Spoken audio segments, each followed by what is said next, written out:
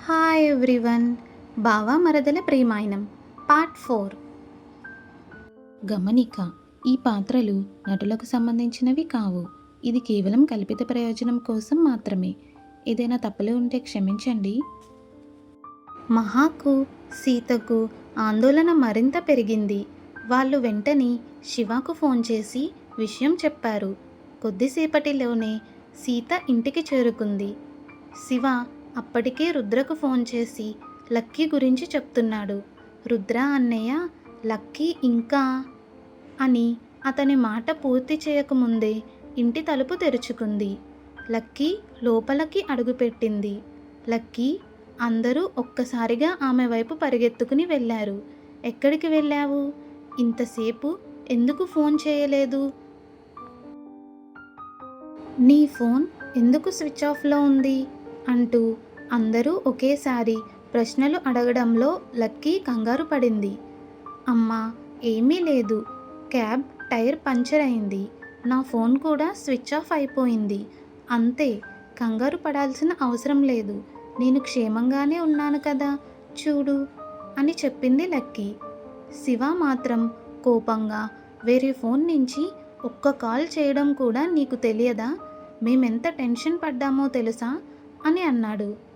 సరే సరే, నేను బాగానే ఉన్నాను కదా అని చెప్పి లక్కీ తన గదిలోకి వెళ్ళిపోయింది. లక్కీ క్షేమంగా ఇంటికి తిరిగి రావడంతో సీత ఊపిరి పీల్చుకుని వంటగదిలోకి వెళ్ళింది. కానీ మహా, శివ మాత్రం ఒకరినొకరు చూసుకున్నారు.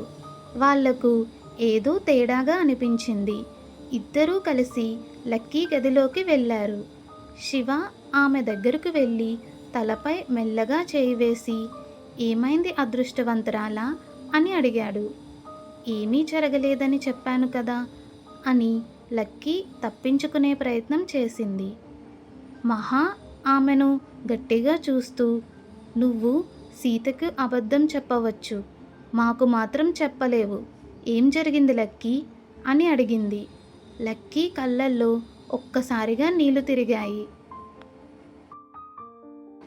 లక్కీ ఏమీ మాట్లాడకుండా శివను గట్టిగా కౌగిలించుకొని ఏడవడం మొదలుపెట్టింది.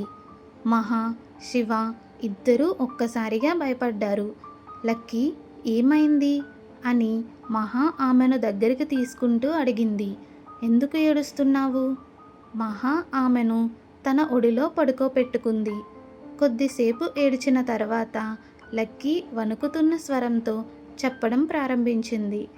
నేను గెట్ టుగెదర్ నుంచి తిరిగి వస్తున్నప్పుడు ఆమె గొంతు వణికింది.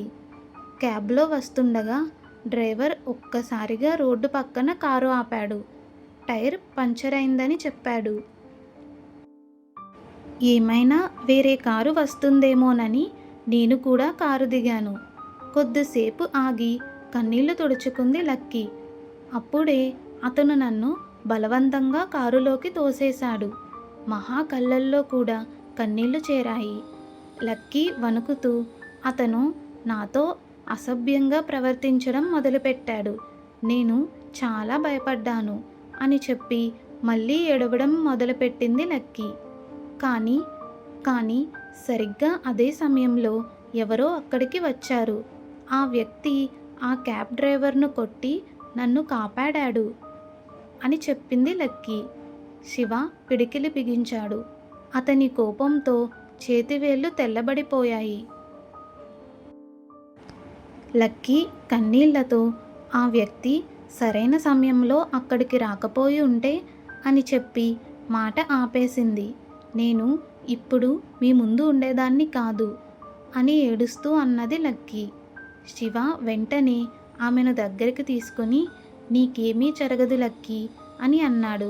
ఆమె నుదుటిపై ముద్దు పెట్టి, ఇక ఆ విషయం గురించి ఆలోచించకు, నువ్వు సేఫ్గా ఇంటికి వచ్చావు, అదే చాలు అని ఓదార్చాడు. తర్వాత మహా వైపు తిరిగి, మహా, నాకు చిన్న పని ఉంది, నేను వెళ్ళి వస్తాను అని చెప్పి బయటకి వెళ్ళిపోతాడు శివ. కానీ వాళ్ళకి తెలియదు, గదికి బయట ఒక జత కళ్ళు వాళ్ళని గమనిస్తున్నాయని, ఒక జత చెవులు వాళ్ళ మాట అన్నిటినీ వింటున్నాయని. ఆ వ్యక్తి ఎవరు? లక్కీని కాపాడింది ఎవరు? అతను ఎందుకు ఈ విషయాన్ని దాచిపెట్టాడు? ఈ ప్రశ్నలన్నీ తెలుస్తాయి. శివ అక్కడి నుండి బయటకి వచ్చాడు. తన కారు తాళాలు తీసుకొని వచ్చి కారు స్టార్ట్ చేశాడు. అతను బయలుదేరబోతుండగా వెనుక సీటు నుంచి ఒక గంభీరమైన స్వరం వినిపించింది. గోదాముకు వెళ్ళు అని వినిపించింది. శివ ఒక్కసారిగా వెనక్కి తిరిగి చూశాడు. ఆ వ్యక్తిని చూడగానే శివ కళ్ళల్లో ఆశ్చర్యం మెరిసింది. నోరు మూసుకొని డ్రైవ్ చేయి, ఎక్కువ ప్రశ్నలు అడగాల్సిన అవసరం లేదు. శివ ఏమీ మాట్లాడకుండా కారును గోదాము వైపు తీసుకుని వెళ్ళాడు. కొద్దిసేపటి తరువాత వాళ్ళు గోదాముకు చేరుకున్నారు. లోపలికి వెళ్ళగానే శివ కళ్ళ ముందు కనిపించిన దృశ్యం చూసి అతని కోపం మరింత పెరిగింది. క్యాబ్ డ్రైవర్ ఒక కుర్చీకి కట్టబడి ఉన్నాడు. అతని నోటికి గుడ్డ కట్టబడి ఉంది. శివ అతను దగ్గరికి వెళ్ళి ఒక్కసారి ఆ వ్యక్తి వైపు చూశాడు. ఆ వ్యక్తి చిన్నగా తల ఊపాడు. అంతే. శివ ఆవేశంతో క్యాబ్ డ్రైవర్పై దాడి చేశాడు. క్యాబ్ డ్రైవర్ నొప్పితో మూలుగుతూ తప్పించుకోవడానికి ప్రయత్నించాడు. ఛ ఛ ఇదేంటి శివ అని ఆ వ్యక్తి వెటకారంగా అన్నాడు. నువ్వు ఇంత తొందరపడితే ఎలా? వాడి అరుపులు నాకు వినాలి కదా అని చెప్పి అతని నోటికి ఉన్న గుడ్డను తొలగించాడు. క్యాబ్ డ్రైవర్ భయంతో మీరెవరు? నన్ను ఇక్కడికి ఎందుకు తీసుకొచ్చారు అని అడిగాడు. శివ కోపంతో అతని కాలర్ పట్టుకుని నువ్వు చేసిన పని నిజమో కాదో తెలుసుకోవాలనుకుంటున్నావా అని గర్జించాడు. ఒక అమ్మాయి నీ క్యాబ్ బుక్ చేసుకున్నప్పుడు ఆమెతో అసభ్యంగా ప్రవర్తించింది నువ్వే కదా, చెప్పు గుర్తుందా అని ప్రశ్నిస్తాడు శివ. క్యాబ్ డ్రైవర్ భయంతో వణికిపోయాడు. సార్, నేనేమీ చేయలేదు. మీరు వేరే ఎవరో అనుకుని పొరపడుతున్నారు సార్ అని అంటాడు. ఓహో అవునా అని ఆ వ్యక్తి కోపంగా నవ్వుతాడు. తన ఫోన్ తీసి ఒక వీడియోని ప్లే చేశాడు. అయితే ఇది ఏంటి? సీసీటీవీ ఫుటేజ్లో జరిగిన సంఘటన స్పష్టంగా కనిపిస్తోంది. క్యాబ్ డ్రైవర్ ముఖం ఒక్కసారిగా పాలిపోయింది. శివ రుద్ర వైపు తిరిగి అన్నయ్య ఇంకా ఎందుకు ఆగుతున్నావు? ఈ దుర్మార్గుడిని వదిలిపెట్టకూడదు అన్నాడు. రుద్ర నెమ్మదిగా ముందుకు నడిచాడు. అతని కళ్ళల్లో కోపం కనిపించకపోయినా ఆ నిశ్శబ్దమే అక్కడున్న ప్రతి ఒక్కరిని భయపెట్టేలా చేసింది. అతను క్యాబ్ డ్రైవర్ ముందు నిలబడి ఆమెకు భయం కలిగించావు అని ఒక్క మాట అన్నాడు. క్యాబ్ డ్రైవర్ చేతులు జోడించి సార్, దయచేసి నన్ను వదిలేయండి. నేను మళ్ళీ అలాంటి పని చేయను. దయచేసి వదిలేయండి అని అడుగుతాడు. రుద్ర అతని మాటలను పట్టించుకోలేదు. అతని చూపు నెమ్మదిగా క్యాబ్ డ్రైవర్ చేతులపై పడింది. ఈ చేతులతోనే ఆమెను తాకడానికి ప్రయత్నించావా అని అడుగుతాడు. క్యాబ్ డ్రైవర్ తల దించుకున్నాడు. సారీ, నన్ను క్షమించండి సార్ అని ప్రాధేయపడతాడు. శివ ముందుకు వచ్చి మళ్ళీ అలాంటి అవకాశం వస్తే ఏం చేస్తావు అని కోపంగా అడుగుతాడు. క్యాబ్ డ్రైవర్ సమాధానం చెప్పలేక వణికిపోయాడు. రుద్ర మాత్రం అతని వైపు చూస్తూ ఇకపై అలాంటి అవకాశం నీకు రాదు అని చల్లగా అన్నాడు. ఆ మాటల్లో ఉన్న హెచ్చరిక క్యాబ్ డ్రైవర్ ముఖంలో భయం మరింత పెరిగింది. కొద్దిసేపటి తరువాత రుద్ర అక్కడి నుంచి వెనక్కి తిరిగాడు. వెళ్ళి చొక్కా మార్చుకో అని చెప్తాడు. శివ తన చొక్కాపై పడిన మరకలను చూసుకున్నాడు. సరే అన్నయ్య అని చెప్పి అక్కడి నుండి వెళ్ళిపోతాడు శివ. శివకు రుద్ర గురించి బాగా తెలుసు. తన కుటుంబంలోని ప్రతి ఒక్కరి భద్రతను రుద్ర ఎప్పుడూ తన బాధ్యతగా భావిస్తాడు.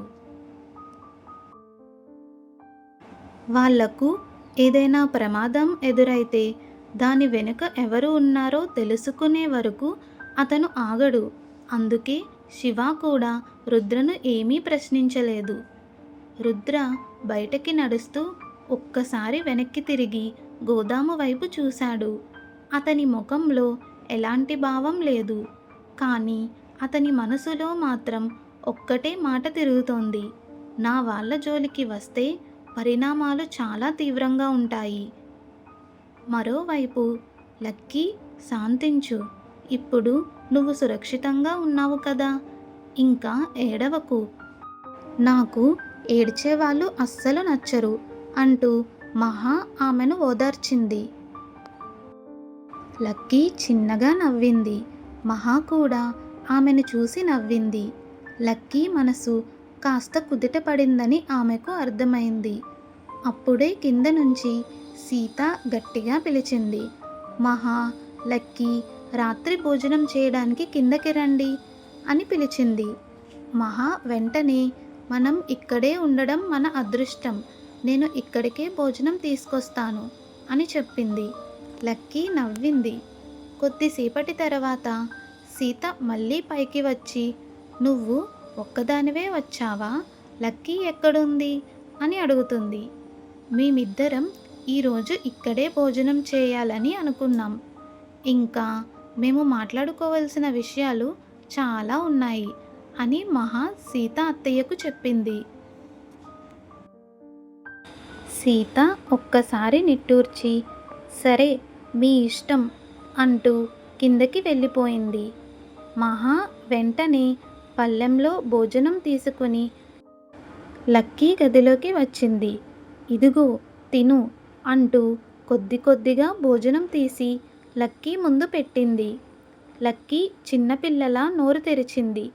అది చూసి మహా నవ్వుతూ, అయ్యో నువ్వింకా చిన్నపిల్లవేనా అంటూ తన చేతితో ఆమెకు భోజనం తినిపించింది. లక్కీ కూడా ఏమీ మాట్లాడకుండా మహా చేతితోనే భోజనం తినింది. ఇద్దరూ కలిసి తమ రాత్రి భోజనం పూర్తి చేసుకున్నారు. కానీ భోజనం చేసిన తర్వాత కూడా లక్కీ ముఖంలో ఉన్న దిగులు పూర్తిగా పోలేదు. మహా అది గమనించి నిట్టూర్చింది. ఇలా ఉంటే తన మనసు మారదు, ఏదైనా చెయ్యాలి అని అనుకుంది. అప్పుడే ఆమెకు ఒక ఆలోచన వచ్చింది. అయితే నిజానికి నా దగ్గర 2 కొత్త ఫ్యాంటసీ నవలలు వచ్చాయి. అవి కావాలంటే కాస్త నెమ్మదిగా చెప్పింది. నీకు ఇవ్వాలని అనుకున్నాను కానీ అంటూ ఒక్కసారిగా ఆగిపోయింది మహా. సరేలే వదిలేద్దాం అంతే. ఇంకా లక్కీ ముఖం ఒక్కసారిగా వెలిగిపోయింది. ఏంటి, నీ దగ్గర ఆ పుస్తకాలు ఉన్నాయా అని అడిగింది లక్కీ. మహా విజయ గర్వంతో తల ఊపింది. ఉన్నాయి మహా. మహా అంటూ లక్కీ వెంటనే ఆమెను గట్టిగా కౌగిలించుకుంది. మహా కూడా నవ్వుతూ ఆమెను కౌగిలించుకుంది. కొద్దిసేపటి క్రితం వరకు కన్నీళ్లతో ఉన్న లక్కీ ఇప్పుడు చిన్న పిల్లలా నవ్వుతోంది. అదే సమయంలో తలుపు దగ్గర నిలబడి ఉన్న శివ, రుద్ర ఇద్దరూ ఆ దృశ్యాన్ని గమనించారు. ఇద్దరూ ఒకరినొకరు చూసుకున్నారు. కొద్దిసేపటి క్రితమే లక్కీ బాధతో ఏడుస్తోంది. కానీ ఇప్పుడు మహా ఏదో మాయ చేసినట్లుగా నవ్వుతోంది అని అనుకుంటారు. Next part continuous. ఈ బావమరదల ప్రేమాయణం మీకు నచ్చినట్లయితే లైక్ చేసి, షేర్ చేసి, సబ్స్క్రైబ్ చేయండి. Thanks for watching.